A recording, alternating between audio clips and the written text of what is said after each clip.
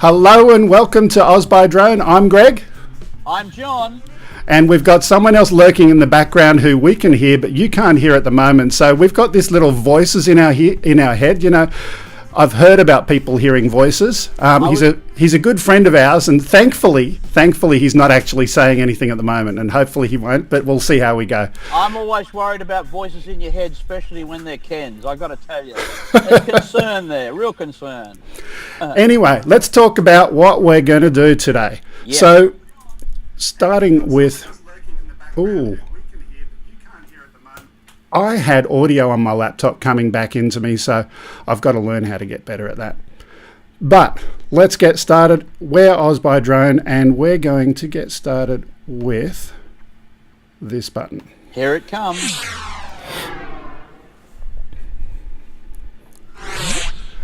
Okay, so news. Now this week, John and I, we don't have the fancy news theme, but that's okay.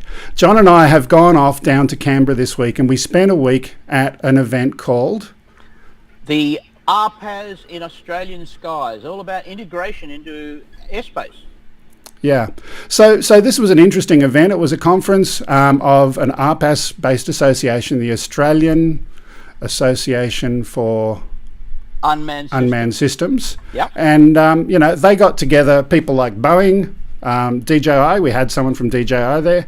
We had CASA, which is the Australian equivalent of the FAA. We had Air Services. I don't know what They are basically the people that provide the air services facility. They are basically air traffic control for Australia. Yeah. So this was a really, really good event, and we're going to have a little segment on it later. So I don't want to, clog up the beginning of the show with that, but we will talk about that later. One other interesting thing that happened this week, and this is where we're going to get a little bit interesting and creative. So this week I've also had my house renovated or partially demolished. And I'm just going to turn on a mobile camera and just to share with you the fun that I've been having this week. Let me go and get that software up. And while I do that, John, do you want to talk about anything else that is happening for you at the moment? Absolutely. Well, pretty much related to the RPAS in Australian skies, I was lucky enough to have 3 lawyers sitting down that I could ask questions to. I don't even know what that would cost. I've never had 3 lawyers before, except for that one time, and that didn't really happen. Anyway, these guys were aviation specialist lawyers, so we're talking about every question. Might have been $500. I have to think very carefully. But you know what? They were really good in their field, and they brought some great points to mind about compliance, about the laws of flying over property. And one of the ones that's interesting, when they brought up the populous rule about not being able to fly over populous airspace, they just said for a minute, just hold that one aside and hold the 30-metre rule aside and look at the Constitution that gives all aircraft, the right to fly in navigable airspace. So that's really interesting. A lot of people don't quite understand, I'm not allowed to fly over a house, or I'm not allowed to fly. If it's safe to do so, and under the populous rule and the 30-metre rule, you have constitutional rights, because the person who owns the property below you only owns the airspace up to a point where your flight might inhibit their enjoyment of such space. Interesting legal speak, but it was a good one for us to know, because a lot of people out there think, you can't fly over someone's house unless you have permission. That's not quite true. They own the house on the ground. They own a small quantity of airspace above it, but once you're at a altitude like 120 meters or 400 feet, you are, under the Constitution, flying legally in common law land, or space, if you like. Great stuff to have these guys outline some interesting things for us. It was good. They did a whole lot of things on compliance. We asked them, just where our insurance would sit, ran a couple of scenarios of where things would go wrong. And it was just a reminder for us as a company to tidy up our paperwork. So those of you out there that do have your aircraft insured or want to have it insured, one of the things you'll have to have for insurance is what we call a defect and maintenance log. You have to keep a record of your aircraft and how you maintain it. And look, it doesn't need to be science. But if you load firmware on it and you calibrate it, you need to log that, the date you did it, the test flight that you did to confirm it works, and then sign it off. Now, if you can produce that document to the regulator, they will, first of all, be treated quite favourably in terms of the way you mitigate risk looking after maintenance. If you just show up and says, I don't know, I took it out of the box and, you know, hey, it's DJI, it's got its own logs and all that sort of stuff. No, it doesn't. You need to keep a signed defect maintenance log. So that's kind of interesting stuff too, and I recommend even a recreational user for your insurance and for DJI, if you need to send the aircraft back, keep those logs and keep them tidy. And of course, if you ever need it, the day you need it, you'll be glad you have it. Trust me. Okay, thanks for that, John. Absolutely, it was really, really useful. And last week we had some chat problems, and Ken was all of a sudden some other name, and we're having the same problem again with the software this week. So apologies to anyone who's got the wrong name. Ignore it. We'll get that software fixed up. But just a quick wander downstairs. This I wanted to just briefly share with you to show you an example of the stress of creating a show, and then add this to it. Now, apologies, I don't have a microphone with me to rove, but we're just going to go for a walk. Oh, you're going for a walk. We're going for a live walk, everybody. Hang on. I can't see. Oh, here we go. Yeah, we're on. Is that your house? Wow. That's good. Your wife's not in the shower, is she? There's probably no audio. Maybe you can't hear the audio. Maybe I'm still going. Oh, there we go. Oh, there we go. We're in your kitchen. Okay, so it's been takeaway this week, I reckon. Yeah, nice work. That's good. Well, that's good. So we're on a roving camera inside here. This is I believe Greg uses the Osmo. In case you're wondering. Oh, there he is. He's gone to a cupboard. Come out of the cupboard, man. Get out of the closet. Here we go. Up the stairs, more plastic. I don't know where he's going now. Oh, there we're going up the stairs again. Hey, this is interesting. We got to strap this to the aeroplane. We got to do this in the aeroplane for sure. Oh, here he is. Oh, that's me. Hello. I'm there. Good grief. Yeah. It's like looking in a mirror sometimes. It's never fun. Are you back, now, Greg? I'm back, and I have no idea what you guys have said about me behind my back. Oh, we said nothing. Oh, no, my lips were sealed. Okay. Anyway, let's move on. So, let me turn off the Osmo so it doesn't go and make silly noises on the floor. I mentioned that you use the Osmo, and that was a good gadget. I was quite like another DJI product. You're certainly buying shares in them these days. Yeah, indeed. So let's move on and... Fixed wing. Don't worry, Ken, you're after this. Look out. Get nervous. I can see Ken. We can see Ken, and he's actually grooming his hair now, but we'll talk about that later. That's mighty fine. So, fixed wing. We've got a video to share with you. So, on the way to Canberra, we stopped at a place called Collector. It's a small town in country New South Wales. And, sorry, John? I was going to say, because on the way to Canberra, it should be called Tax Collector. I got a million of them. Yeah, okay, tax collector, yeah, Canberra, the Australian government, okay. Okay, drop your money off at the border. Yeah. Keep going, don't let me interrupt. I haven't got the sound effect for the crickets. Ken can play them later maybe, but anyway. Yeah. So we were going to Canberra and we wanted to stop somewhere and film something. Now, I thought I was going to fly my Phantom, and it was in the boot and it was ready to go, and I rock up there and John gets this thing out of the boot, and the rest is history. Let's watch the video. G'day there folks, Oz by Drone flight test today. Here we are out in the field. We are in central New South Wales in a nice clear open park, and I have the Parrot Disco. Not necessarily a new product, but perhaps newly accessible. Originally on the market for $2,200, a little bit of an expensive piece of foam, many people agreed. It came down to $1,200. Today you can buy this beautiful aircraft out of the box new for $499 Australian dollars in a department store. And we have snapped them up. They are actually a very fine... Just so you know, Ken, the audio is going to air. Which I'll show you. This is the autopilot unit. Just contains you. the camera, contains everything you need to fly. You can see our hole here where we've had a mapping camera, a Mappia 3 installed. This is a very simple aircraft to fly. We are going to launch it, and there is no way to fly this aeroplane manually and take off. It actually just takes off itself, and you throw it. Once you've hit go, the throttle goes up, you throw the aeroplane, quite simply it goes to 50 metres and starts circling and waits for your command.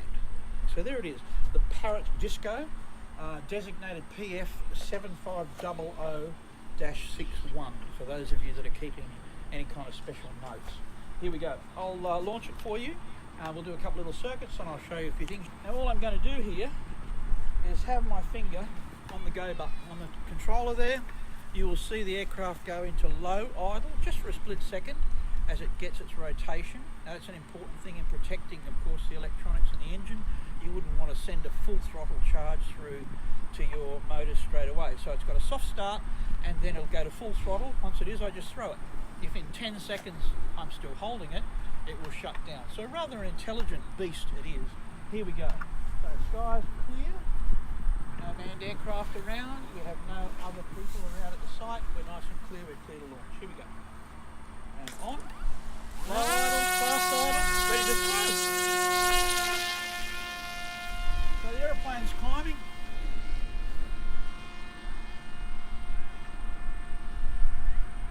You can see lovely here, looking at the vision coming through, nice and clear off the FPV. You can see the freeway down in the distance. This is Mark's first time flying the fixed wing. So handing over Mark, mode 1 throttle and right, aircraft in a right-hand loiter and the battery is at 98%. So this is Mark's first time, a very proficient quadcopter pilot, I might say, and helicopter pilot. First time flying a fixed wing today, is that right, Mark? Yes, it is. And he'll attest to it's fairly easy, this aeroplane to fly. Figure eight. We had, yeah, there's a figure 8. Now, if the aircraft does come to an unfortunate end, you'd have to ask, are we going to edit that out? Well, we don't do that here. We like you to see the good, bad and the ugly here if we're reviewing something, and if we crash it, we'll show you the pieces. Just thought I'd let you know that, but at the moment, it's looking pretty good. Oh, there, he's found the throttle. Mark has found the throttle. Now, that's something that Tom didn't waste much time in finding, actually, finding the throttle pretty quickly. So it will go 80 kilometres an hour with the throttle advanced. So not only will it fly slow, it will actually fly quite fast as well. Okay, so a few times during the video we had some wind in the background, so I've just muted that rather than have you hear that pain. But certainly this was an interesting day, and I flew as well as some other guys on John's team. I had never flown a fixed wing before, and guys that fly up in the Atherton table, there we go. Kites, so We got some audio back. On, so they've got that actual eye reflective look, and it does work. A bird will avoid a rubber snake or another looking bird where it thinks it can see movement. So there you go. Pretty much like Ken's eyes that he puts on his aircraft. I don't know if you've seen that. He that. does. I saw the eyes he has on his goggles. Now, see, that wouldn't keep me away from his quadcopter, but it'd keep me away from Ken. Right? That is definitely a see and avoid situation. Okay, so Ken, who's sitting in the background, isn't hearing the audio that everyone else is hearing at the moment. So just to be clear, we were talking about putting eyes on the fixed wing and just commenting about Ken's use of eyes on his drones and whatnot, and the response from John was, well, yeah, I've seen them on Ken's goggles, and that was definitely a see and avoid situation. There we go. Now, there's an extra little piece at the end here. That was the main landing, but I've got an extra bit of footage that shows the accident, or the near accident, of certainly when we were flying. And, you know, this was looking at the approach path. And we made some comments afterwards, and certainly John and I were talking about that and saying, you know, we could definitely have had a look at a different approach path. But in this case, we were trying to avoid some power lines. We, of course, safely managed to land as well. And it does, you know, mindful though, when you're flying a fixed wing, you're very much looking at the wind all the time. You definitely want to be landing into wind, and whatever you can do to find yourself that space And what was the difficulty that day was that the wind sprung up from the west, and of course the approach from the east into the westerly wind was just absolutely littered with trees and power lines, whereas if we'd been able to approach from the southwest, we'd have been quite clear when there was no wind. But it's one of those things that you get used to. I flew the aircraft on a survey on Friday afternoon at a tip site. It was out at Narromine. The temperature was 37 degrees Celsius. So I'm supposing that's 110 or so for Fahrenheit. I'm just guessing. Correct that. And if out of no wind, a willy-willy sprung up right as I was on approach. And it was basically the birds that were chasing me at the time avoided the strong willy-willy. So to get away from them, I headed into it. And, I can hear these birds later, chatting among you. You see that dumb bird went straight into the willy. I mean, what was he thinking? Didn't he even see it? Didn't he even notice it was there? It was a funny moment. But the aircraft handled it very well. What I must say about the Disco is it's such a stable and easy airplane to fly. And to give your everybody out there a heads up, they've just dropped the price another $50. So in Australia, you can buy this in Kogan or Dick Smith for $469. That's down from $2,200. So it represents great value, and it's really good fun. So if you're into it, and that's one of the cheaper toys you'll ever get in this game. It's a lot of fun. Get yourself a Parrot Disco. Yeah. Look, I certainly considered getting one as soon as I had that first experience with it. I guess the challenge for me is I'm used to the freedom of being able to fly anywhere. And certainly with a fixed wing, you've got to be considerate of, you need some serious takeoff and landing space. You do. Actually, and the freedom in a fixed wing, of course, apart from, it's a different airframe, a different style of flying. But, we've got a battery mod for it. We're flying for an hour and 40 minutes on a single flight in that airplane. So, 4,000 milliamp battery. So a quad, like your Phantom 4 that has nearly 6,000 milliamps, on only 4,000 milliamps, that fixed wing will stay up for an hour and 40 minutes. Yeah. So just before we move off the first topic, it was a lot of fun. And I definitely, first of all, encourage everyone, find someone who's got one if you're not quite keen to invest today. But it's a lot of fun. Find someone who's got one, go for a fly. And it is not difficult. You've got the return to home. You've got the easy takeoff. Just throw it and it'll do the rest to do the takeoff for you. You've got to be, with regard to the landing, you've just got to make sure you set up your approach correctly. Yeah, have the space. Have lots of space. Have lots of space. And if you can do that, you'll have a lot of fun with it. So, moving on, we've got a special guest, and again, apologies for the titles. He's been chatting in the chat room, and it's been coming up under another name, so apologies for that, but let's go and press. Ta-da! Welcome, Ken. Hey, cool. I get my own little graphic. That's great. Thanks. Absolutely, and I don't know if the picture in the screen that you're looking at was appropriate enough to see it, but the subtitle was Madness Incorporated. Yeah, I saw that. That's exactly correct. Yeah. Yeah. By the way, my compliments to your set builders. I saw that your whole house was in disarray, but you managed to keep your YouTube set all nice and clean there, so that's nice. Absolutely, it looks pristine. It does. It really does. Yeah, okay. So look, I invited Ken here for a couple of things. I wanted to ask Ken to talk about some of his experience during his career flying. We've got no script here. We're just going to chat about some stuff. What is the passion? Where did it come from? And the second thing, a little bit later, I want to chat about your experience trying to do the stuff that we're doing right now. How did all that come about? So tell me, where did it begin? Well, I was working at a radio station and recording videos for YouTube for the radio station with musical artists that would come and visit us. And we have a pretty unique looking radio station. It's red. It looks like a barn. It's called The Farm. The call letters are WEIO. So I wanted to show that from the air. and I started looking into how I could do that cheaply. And my birthday happened to come up, and the girl I was dating at the time, she bought me a drone.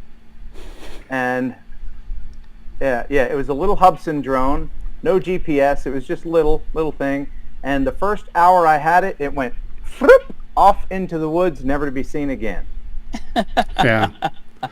Yeah. And so I went ahead and I replaced it myself with never having told her that I did so, because I didn't want to own up to the fact that I lost the drone she bought me. And then the second one I had, flip off into the woods somewhere. This sounds very familiar. Yeah. So then I bought a third one, still having not told her, and I put that away, and then I started looking into getting a better drone. I bought a Phantom 2, and that was my first foray into gimbal drones, and then it just took off from there because I wanted a better gimbal. I wanted FPV, and then on and on. But hang on. I remember I remember seeing on your show, you still had this first drone, or at least you were telling us it was your first drone. Which drone is that then? Or is that just... That's the third one. That's the third one, not the first one. The first one is in the woods behind the radio station. The second one is in the woods behind my house, somewhere. Okay. Yeah. And what was the second part to your question? Well, just to share on that topic, right? And I'm looking at the audio and seeing that I'm really, really loud here, so I'm going to move back. And where is that road? Over here. I had this set up absolutely perfectly. There we go. And for some reason, Wirecast has got some funny things that it does. So apologies to those people who've been listening at the beginning of this, just to share with you, right? So the streaming experience, which is the second part of the discussion I wanted to have with Ken, is tell me about your experience streaming. Well, I tried a few things before I landed on Wirecast. I like the Wirecast interface, but sometimes, and you never know when it's going to happen.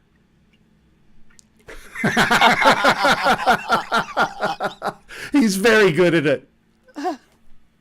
That's really good. Did I freeze? Yeah. He practiced that. Yeah, I didn't even blink.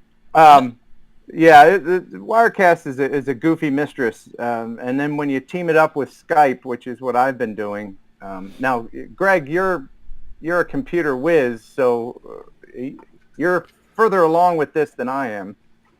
Look, the technology, just to share some of the love that we have with this thing, right? So, just for this microphone, setting it up before the show, it was set at 10% of the input gain for everyone else because it always seems to boom. So I said, okay, we'll set it there. And all of a sudden, it's just gone and put itself to 100%. Don't know how or why. Ken gets around this because you use a separate audio mixer, which in itself caused you some problems, I remember, in one show. That's true. Being from an audio background, I like to have more control over my audio, so I'm using a USB board that acts as a sound card. So I'm kind of sidestepping the way that Wirecast usually does things, and that creates its own set of problems. Have you done much radio and streaming together? Have you mixed the two medium together? No, not a lot. A few years ago on another morning show in Huntsville, Alabama, we tried to do that, but then usually and I did morning radio. When morning people are playing a song, they're in there, they're picking their nose, they're scratching their butt, they're eating, they're doing all kinds of stuff that we don't want people to see. So we got into the habit of taping over the camera while we were doing this. But then we forgot a few times, and then we just said, it's not worth the trouble, and we stopped streaming. Yeah. So hang on, you were scratching your butt and eating. I know. Yeah. I get that. Oh, I didn't know you the could do same that at time. the same time. At the same time, yeah. Yeah. Okay. But I was that's- using a device here. This is my best buddy, Harrison. That's okay. Yeah. Yeah, I don't want to borrow that. That's Yeah. okay. I was watching Ken with that device last night. You know, we were chatting, and I was just imagining his sexy music that he plays on his channel. Oh, I tell you, hey, sometimes you get an itch, and if you don't have, like Greg, you've got people in your house that live with you that can reach an itch. I live by myself, and my dog doesn't have thumbs, so I have to do it myself with my stick. I knew this show was going to go somewhere. I really did. Not actually here, but I knew it would go somewhere. it's really taking off. Come here, buddy. There we go. There's my little buddy. Hey. Don't hit any buttons. So speaking of going somewhere, there was a discussion before about some weather patterns, and there's a question from a couple of people. John, what's a willy willy? Ah, a willy willy. What I heard you say that, and I just couldn't keep myself from laughing. Oh yeah, okay. So that's probably very much an Australian term. It's like a mini localized tornado. You know, when you have a very hot spot on the ground, and as intense low pressure causes a rotation. So what do you guys call that? Like when you'd be on a hot farm out west, you know, one of those. A dust devil. Dust devil. It's a dust devil. If it happens over water, it's a water spout. Yeah, okay. So, and it would pick up the water. If it happens near a gay bar, it's a willy willy. Okay, yeah. All right, sorry. okay. I'm sorry, I had to. I get that. So, I mean, everyone in Australia knew when I said a willy willy, what it was. I'm sure. Sorry. I mean, there's so much of that language that's very confusing between our countries. And, you know, when I went to New York, I had to learn that in a hurry. You know what I mean? You know, all of those things can get you in trouble, all sorts of trouble. So, yeah, a dust devil. True. Thank you. I was on a stream once with an English guy, and I didn't know, and I won't say it. I didn't know that you couldn't say. I don't even say what it rhymes with. Hang on, have I got a beep tone here? No. It starts with a B. Yeah. You know what I'm talking about? Yeah, I think so. Yeah. Is that a cuss word? Yeah, absolutely. I mean, you don't.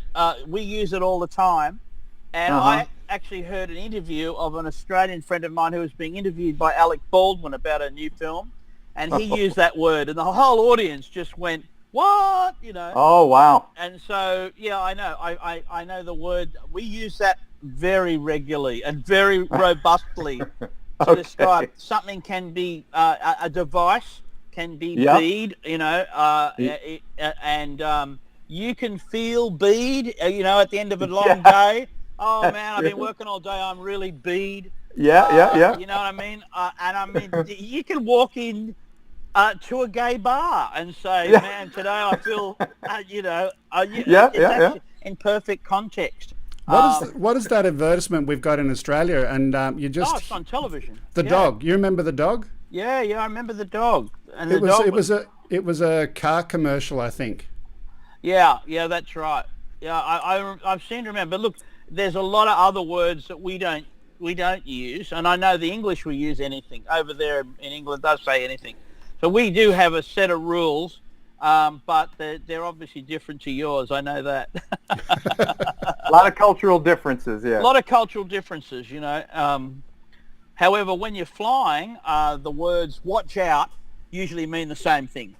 Right, and you guys were just talking about fixed wing. I had a company send me 2 fixed wing planes recently, and I have no idea how to use them. Apparently, I'm lacking a controller. I don't know what a controller is. Everything I have comes with everything that you need to fly. I have an FR Sky controller for my race drones, and I'm still learning about all that stuff. I need to get a fixed wing guy to help me out, because these things the company sent me look pretty fun to fly, but I don't know how to do it. What's the product? They're just 2 models. One is an old World War II replica, and the other one is some mean-looking fast plane. Well, perhaps we need to clarify one slight difference here, because the fixed wing that these guys we were flying the other day, was in fact a robotic aircraft. So it had a flight controller, a stabilizer, and you can set geofencing and all of the flying. The airplanes that you were sent have a life expectancy of 20 seconds. I mean, Yes. that's Yeah. basically it. And, you know, years ago, Ken, when they first started putting out these foam aircraft, and we had brushless motors, and because up until then, radio control planes were quite complicated, and usually only the domain of you know, serious hobbyists that wanted to learn to fly and spent the whole life doing it. I'm one of those crusty old guys, old RC guys that does that. And we all smell like ethanol and methanol, you know, when we walk in the house, and we smell like glue, you know, so there's a thing to being that. Now, when we incorporated flight controllers into fixed-wing aircraft, they are very much a different beast. And if you can imagine, this will give you an idea of the life expectancy. If you can imagine, actually you can, because you've lost a couple of airplanes without GPS. Imagine taking the stabilization off as well, so that it wouldn't even hover steadily. That's what's happening in those fixed wings, or going to happen. So my advice to you, if you have two of those, put them together and hang them up in the lounge room.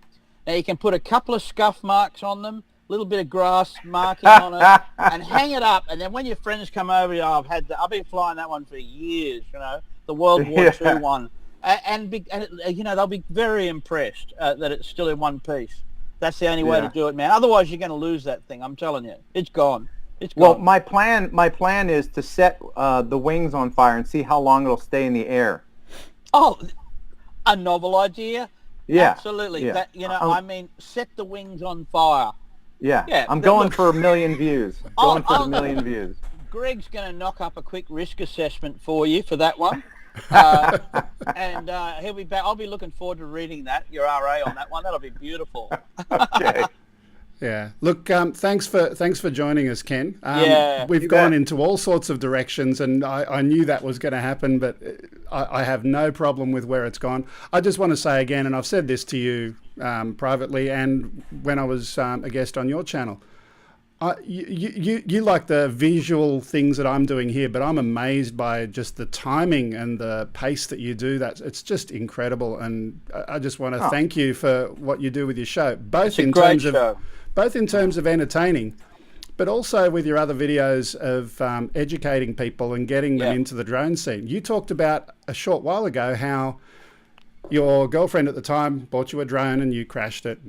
The same thing happened to me. So my wife bought me a drone, $100 thing down at Kmart, and flew that, and I actually had that one last a few weeks, and then it went away into the bush. Got a second one, and on the first flight of the second drone, it went away. Well, that's the learning curve. Yeah. And I have a lot to learn from you. You've been helping me a great deal behind the scenes with my Wirecast, improving things, and hopefully I can get to the point where it looks as slick as yours, and I won't end up for...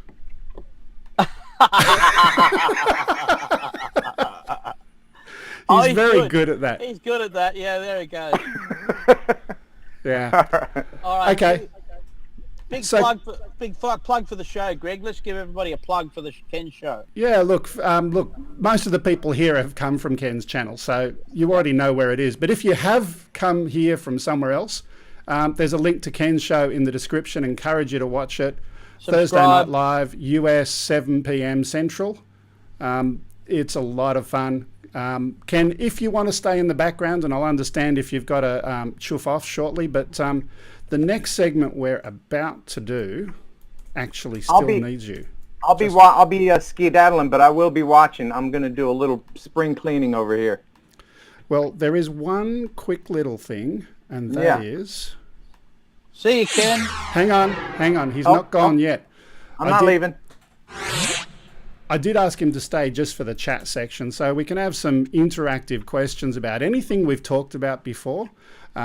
Ken's eye size, his cup size for his eyes on his brace that he was wearing previously, or anything else that interests you. So let's have a look at some of the comments that have come through before. We had Rick comment about waypoint missions on some of the Parrots, which is something nice that he looked at before. Very good. Yep. I can chat about that. We had, this is Dave Oliver. The person that Ken was impersonating last week is now impersonating Oz by Drone. There's something really bad about this titling software, but we'll get that I'm sorted going to out turn with around. them. I'm going to turn around and look at you, Greg. Let's see if I'm. There we go. Now I'm looking at you. Yeah, and I look over there and see you on the screen. Yeah, Yeah, that's it works good. well. Does it look like I'm looking at you? Hang on, can we touch? Yeah, there we go. Where's Put your the where's the put finger? your finger up. Oh, Put your finger up. Oh, right. Yeah. Reach out and touch someone.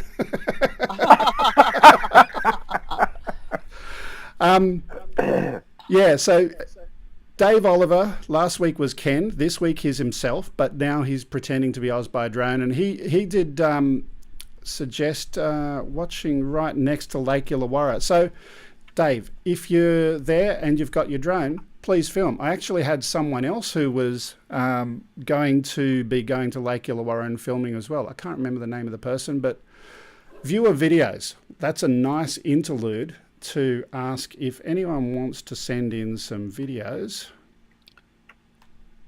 What's the website? There we go. There you go. Is that the address? Yeah, so send it to upload@gregkuhnert.com and we'll include that next week. This week we didn't have a viewer video, so I made one myself. We'll have a look at that later today. We didn't have a viewer. And if anyone's watching from any hardware companies that want to send us some stuff as giveaways or promotional stuff, that's how you can get to us via a physical snail mail Yeah, address. where's my Inspire 2, DJI? What's going on? Yeah, it was fun talking to DJR the other day, but yeah. Let's see what other comments we've got in the chat room. Get comments. Oh, no one wants to talk to us. Are we still streaming? The Yeah. last comment I had was from Rick Halliber a little while ago.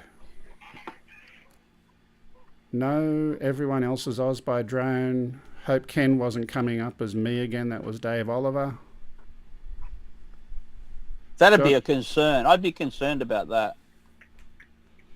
And Ken saying John has the best goatee ever. Oh, yeah. Okay, look, let's leave the chat segment there. We've not got a big audience today, so hopefully as time goes by, we'll have some more people. Am I hearing echo? No, that was me. Sorry. Disregard. Okay, so And thanks, Ken. You're great, man. It's great to have you on, and we're big fans of your show. So, yeah. Thanks, you guys. Big show for us to have you on. Thank you. I appreciate you making time for me. No worries. See you, pup. see you, Henry. See you, Henry. Bye. Bye.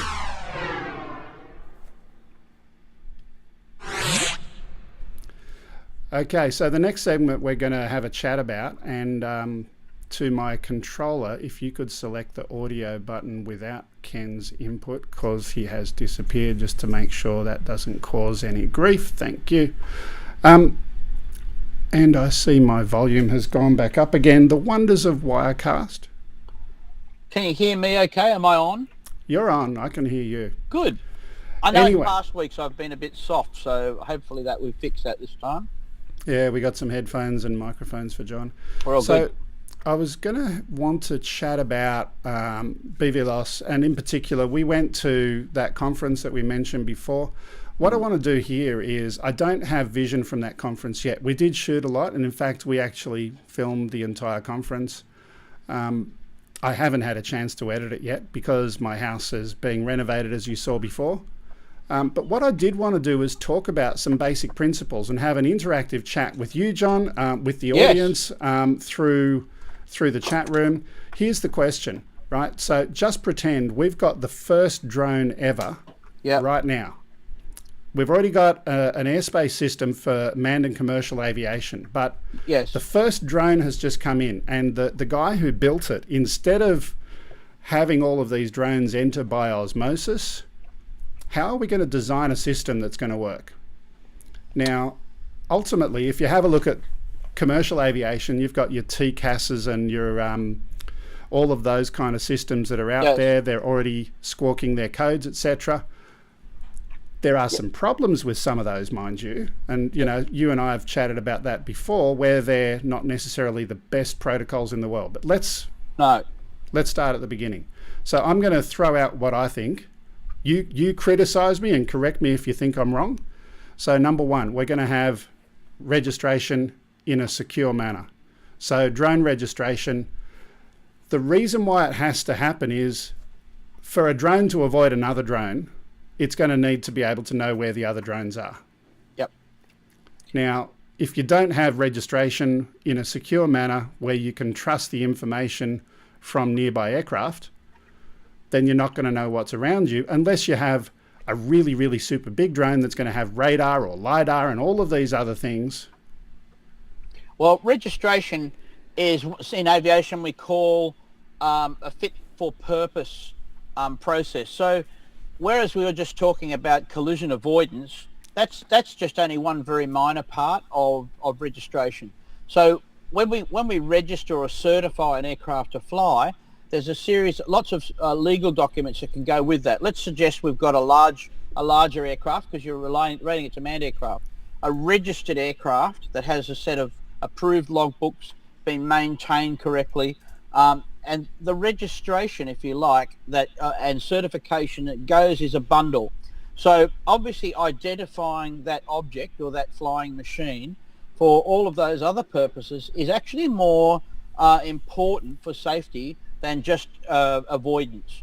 Because when we have secondary surveillance radar, or originally primary radar didn't see what the number of the aircraft was or identify it in any way, shape or form.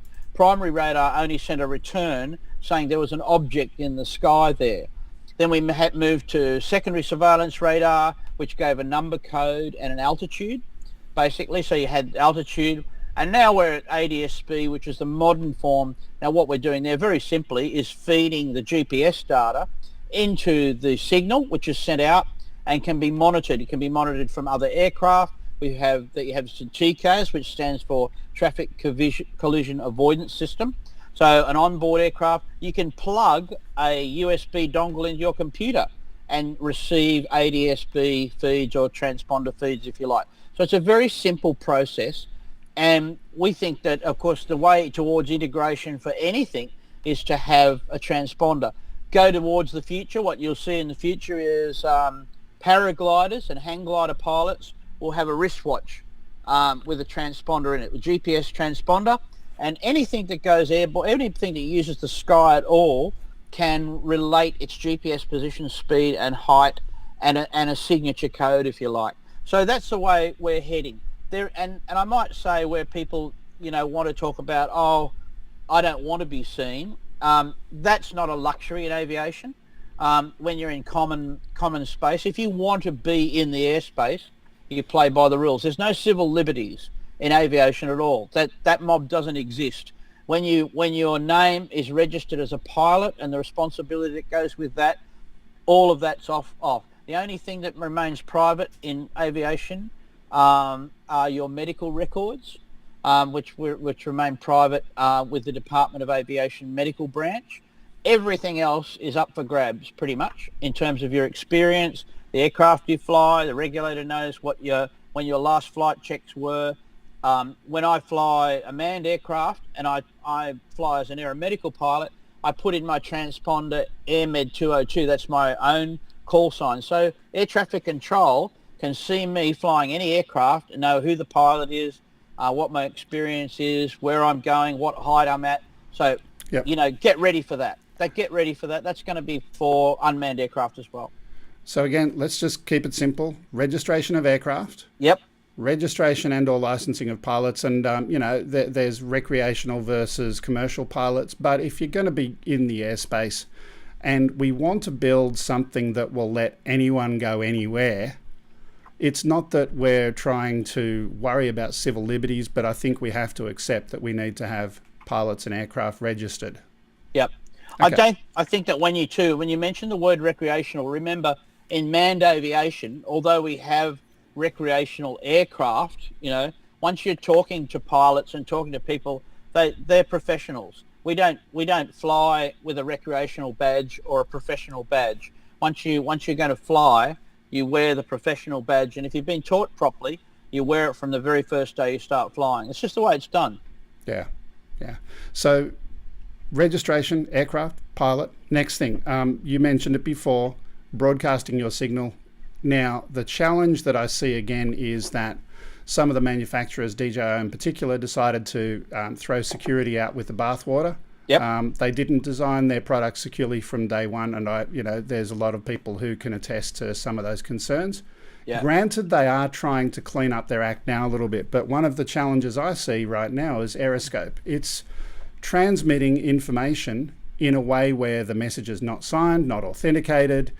Anyone can spoof that. And last time, we've got another video on it that on the channel as well, where you can go and fake a flight path and push that up on the screen of someone using AEDST. So we definitely need the broadcast messages to be secured and redesigned by aircraft manufacturers who may have already started down this path. Yeah, there's a couple of thoughts on that. So without complicating it, the AEDST is just a receiver. So DJI are encouraging people to turn on the transmission so that their receiver can pick it up. It's quite pretty much a DJI system. It doesn't pick up other aircraft at all. Going back to AEDST, and I think AEDST and those sort of registrations are not the way to go. I think AEDST is the way to go. And of course, it's open, completely open as a system. Now, the reason that we have that is, again, because aviation doesn't have, particularly in this world, doesn't have that kind of encryption behind it, or if you like, checks and balances. What it does do is, in AEDST, is that you have an assigned code, that a 4-digit code, and it's not a PIN number, but when you actually are going to fly, just so you know how this works, when you're going to fly, you contact air traffic control, and they give you that 4-digit PIN on the day, and you type it in to your AEDST unit, and you fly. That PIN is locked. No other aircraft can use that PIN number, and the PIN number, once the PIN number is set and engaged, the air traffic control computer locks that. Now, you could put up another PIN if you like and do it, but they don't have they haven't got it in the system, so it would show up as a spurious aircraft, if you like, in the system. The biggest one that we look at these days, which is a problem, is a VHF transmitter. You know what, you can spoof aircraft just by picking up a transmitter and start talking on the radio and saying, hi, I'm coming in, I'm going to land at Sydney, and I'm in such and such an aeroplane, and of course you're sending it to the tower. They can hear it, and that's another spoof. Very, very simple to do with a VHF transmitter. So I take on board that, from our discussions that we've had, that the aviation world, in terms of air traffic control, has very limited capability for security. And if that concerns you, and perhaps it should, I think there are people that are actually looking at it. Where we go, I don't know. But where I'm coming from, you were talking about AEDST a minute ago, and the fact that you've got a 4-digit number, and you say it locks out anyone else from doing it, and you can detect spurious transmissions. Yeah. Well, how do you detect it? Is it hardware locked between like a hardware identifier that goes with that PIN as well? Yeah, it is. What it does is, once you lock the PIN to the air traffic control system, you use a word where you say identified. So I might type in, what I'll do is I have the AEDST transponder on my aircraft, unmanned or manned, doesn't matter. I ring up air traffic control. I say, I'm about to launch from such and such a location. This is my flight plan, request code. And they'll say code today is 4242. So on my wireless app on my phone, I type in 4242 and then set enter. Now that sets my little transponder bug to that code only that day. That's what it'll transmit.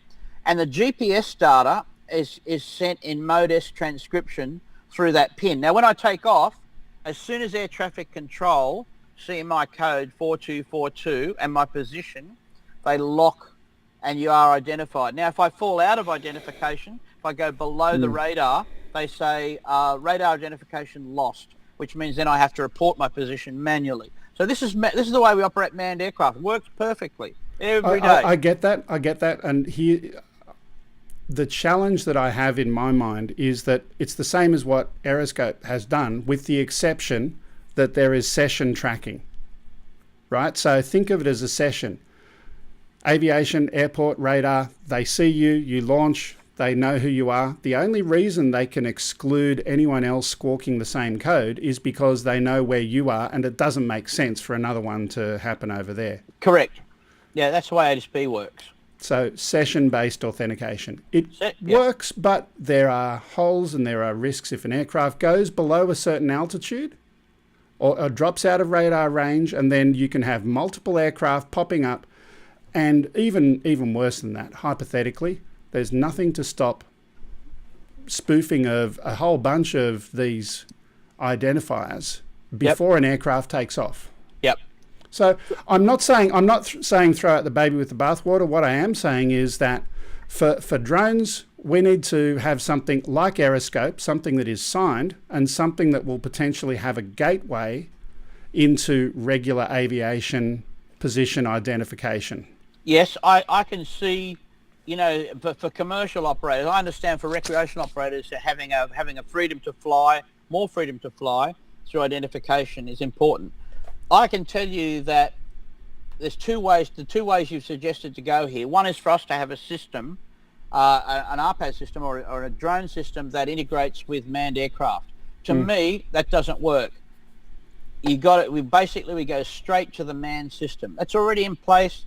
It's already approved. It's very robust. If you want to fly in the airspace where airplanes are, then you join. You come to the party. Come to the party. Put the tech up. It's not hard. A UAVonics, a 50-gram AEDST transponder.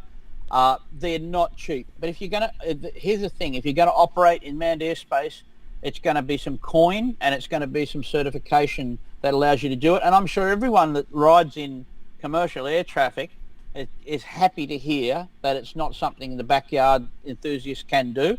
And I believe that even spoofing the system is not something the backyard person can do. And you know what? They know that. Air traffic services know that there's always going to be people that can cheat the internet and cheat the system. And if they get caught, you know, they'll get caught. There'd be very heavy jail sentences for that. It wouldn't be a warning. For disrupting aviation security, would be straight to jail. So can we break it down? Let's break it down for a sec, right? So someone who's flying above 120 meters because they've got a permit to do commercial work and all of that kind of stuff. Potentially someone who's flying within a really close proximity to the airport, etc. If they've got authority to do that and they had equipment to transmit AEDST, happy days. Happy days. For other pilots who are recreational and we want to have something where they can operate in the 120 meters and below, but we want them to fly BVLOS. We're not going to have AEDST for that kind of a pilot. Okay, so what do you propose? Because at the moment, the reason you can't fly BVLOS is for manned aircraft avoidance. So yes and no. Yes and no. So that's what CASA say. The reason you can't fly BVLOS is situational awareness of what's around you, including manned aircraft. Well, that's the only danger. What other danger is there? You can fall while you're in line of sight. You can fall on a house and fall on a person. There's no difference there at all. But the only difference in BVLOS is if you can't see the airspace around your aircraft. Correct. So as our airspace gets more dense and we have more aircraft, my personal view is we've got the registration of the aircraft, of the pilot. We're transmitting secure messages from every piece of aircraft in the sky. But the problem is the regulator's not going to decide what it is that they want, in my opinion. The manufacturers are going to do that, or an industry association is going to do that, one or the other. Yeah, well, CASA, at the moment, flying BVLOS would be similar to that scenario. We were saying fly above 120 feet, 120 meters, and flying next to an airport. And in my mind, there'll be no BVLOS without AEDST ever. I would stake it just can't happen. It can't happen because the only reason why, here's a classic case. I fly here at Pittwater, and I've got about 5 kilometres up the road a seaplane base, a very busy seaplane base. Those aircraft take off and fly over water. I'm on my houseboat. They fly smack over the top of me while I'm flying. They fly at 500 feet. I fly at 400 feet. We have a 100-foot separation. I can see their AEDST signal, right, on my iPad because they're transmitting AEDST, which is sent to obviously a number of different trackers that you can use. So I can watch them take off up the road and I'm aware that they're there. So that's a procedural thing that you can put in place, about awareness. Now, if I have an ADSB sender, a low power sender on my airplane, those guys can see me too. And then once we can do that, I can fly beyond line of sight over past Scotland Island. I can fly over to those areas, and both aircraft have a sense and avoid capability. Yeah, I think though we're never going to get to the point where the lower cost aircraft are going to do this directly. So that's where I think networks and that kind of technology can come into it, where there can be regional gateways into ADSB or equivalent thereof, But that manned aircraft doesn't rely on networks for ADSB. So No. the ADSB is a transponder. True. And even at 25 milliwatts, you have about 15 kilometres, which Yeah. is fine. And so that's fine. The that's people 15 who are kilometre already picking up ADSB and sending that into Flight Radar 24, just imagine if they could also transmit, and they had the ability to get information from all of these drones flying around and retransmit and rebroadcast that. But again, the key is security. Yeah, so network, what you're suggesting there is that we use the 4G cellular connection Yes. of an ADSB signal directly from the aircraft, directly. So I can tell you an ADSB transponder at $295 that solves all of the problems and works on its own. It's hard to put a 4G modem up and rely on cell networks, which aren't necessarily as reliable, because even a cell network, right, where you're only sending to the tower, there's too much room for error. When you can have the ADSBs, it's just a simple transmitter about the size of a 50-cent piece. That's all it is. And at $295 at 20-cent piece on the side of your aircraft, we shake our heads and say, why complicate it? You don't need network connectivity. Now, here's the thing. Air traffic control, they don't want to see all these phantoms flying. Only the pilot, you can hear him flying over now, that beaver flying overhead now with his ADSB on board could see my aircraft flying there, but it wouldn't clog the system. So, they're interesting. They've gone through this, but again, it gives you much more flexibility to go straight to ADSB. Don't start another system. Just use the one we've got. Yeah. My thought. Yeah. Differing opinions. There's probably, and this is the challenge, right? So we want to get to a point where we actually have consensus, and getting there is the challenge when there's so many divergent opinions. Within the industry as well. Absolutely. Yeah. Look, let's leave it there for the moment, and we're going to go and have our last topic for today. Woohoo! And it is...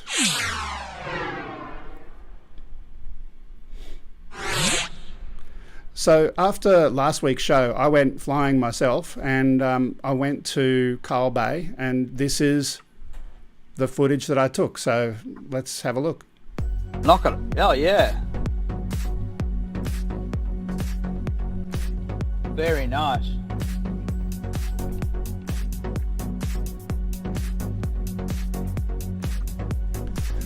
So the reason why I wanted to have this video up today was just to talk about two things. One, Ken on his channel is having a bit of a competition about tracking of stuff.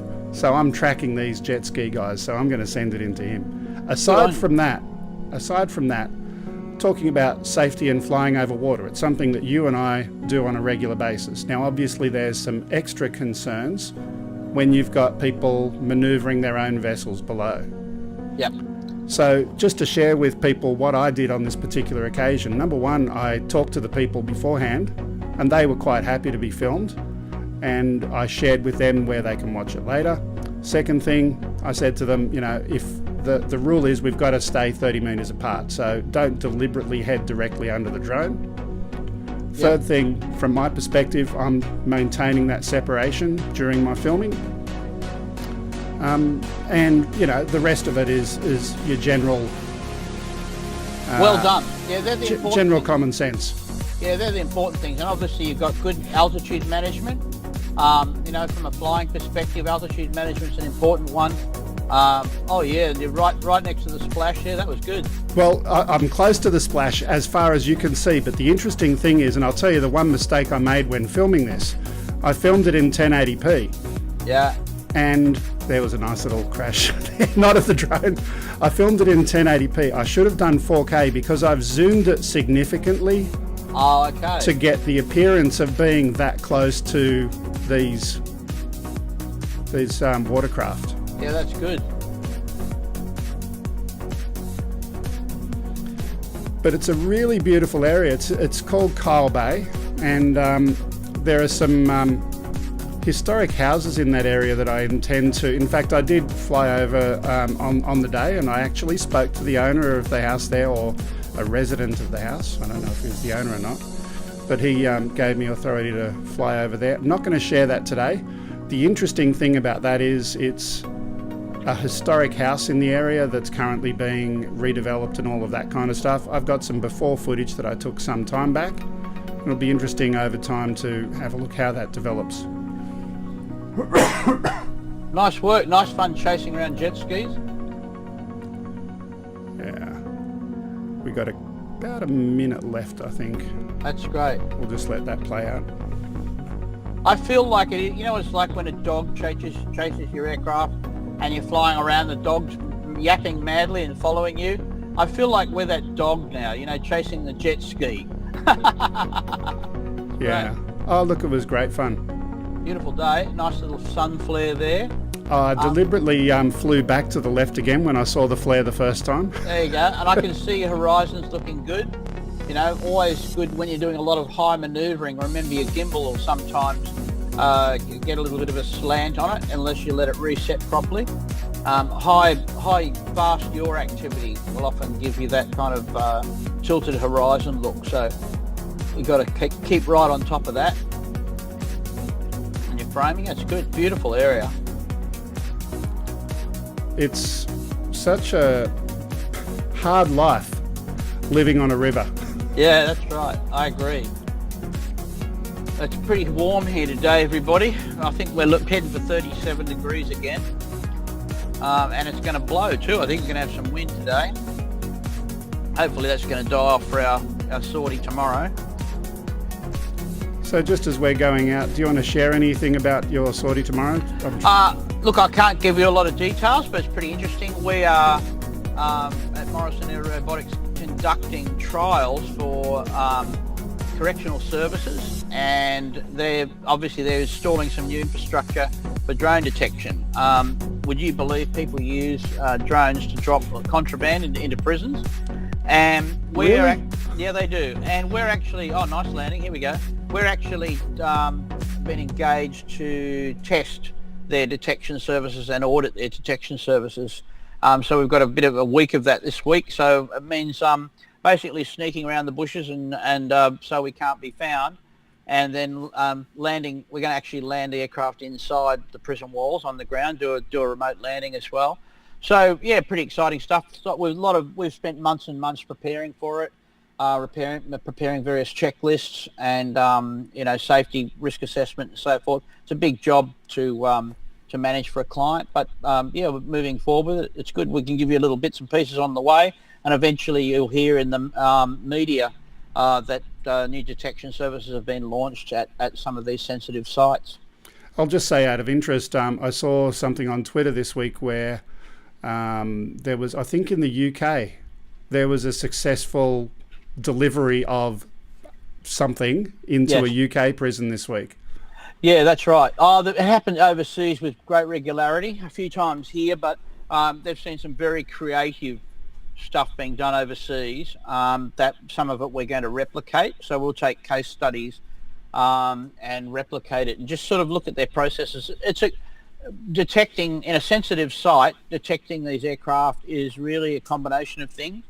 So, various ways with using existing IP cameras and movement detectors alongside receivers, alongside radar-based systems and audio-based systems where the aircraft has an audio signature, so you're listening for that as well. So it's quite a complex thing, but it's in its early stages, and during this infancy, there's obviously the technology in aircraft is racing ahead so quickly. There's going to be quite a market for looking at how they manage the detection as well. And it's probably good that we're wrapping up. You had frozen there, but you weren't pretending like Ken, but you're back again. No, I was. Yeah, I was a low battery level, so what can I say? Okay, we've talked enough for today. Just a few wrapping up things. Number one, reminder again, viewer video. If you could help us, because we want to be Oz by Drone and we can't be everywhere in the country at the same time. Although John tries the amount of stuff that he gets around in doing some of the work that he does. Giving it a whirl. Yeah. If you have anything you want to send to us, there's a physical address where you can reach us as well. One last thing for today. So Facebook. We do have a Facebook page. There's a giveaway that I'm planning very, very soon. And I'll give you a hint. You need to be subscribed to the Facebook page to win. Okay? I'll put that up on the screen again. Facebook.com/OzByDrone. Subscribe to that page. And probably next week, if all things go well, what's going to happen after the show, there'll be a Facebook live stream. You don't have to be around, John. It's okay. This is a solo gig. You can join in if you like. I'm away next week. I forgot. I suppose I should have mentioned that. I'm out of town next week, so I won't be with you. I'll be watching, but I'll be away with the band. Okay. What are you playing? Where are you playing? Well, the Australian Institute of Music has a student band, and we've just launched it, and we have a big weekend in at AIM, doing workshops and clinics and so forth. So I'll have be basically locked up in the institute over the weekend. That's what we call it, and working with 20 very talented youngsters. So it's going to be an exciting weekend. Very musical. Yeah, look, sounds like a lot of fun. So with that in mind, I'll have to go and find an alternate person to sit in your chair, and we'll work that out, I'm sure. It'll be impossible. Impossible. No one can fill your... I know. You'll be all right. You'll be good. Okay. Look, thanks, everyone. Please go to that Facebook page. And again, see you next time. See you next time, everybody. Bye-bye. Bye.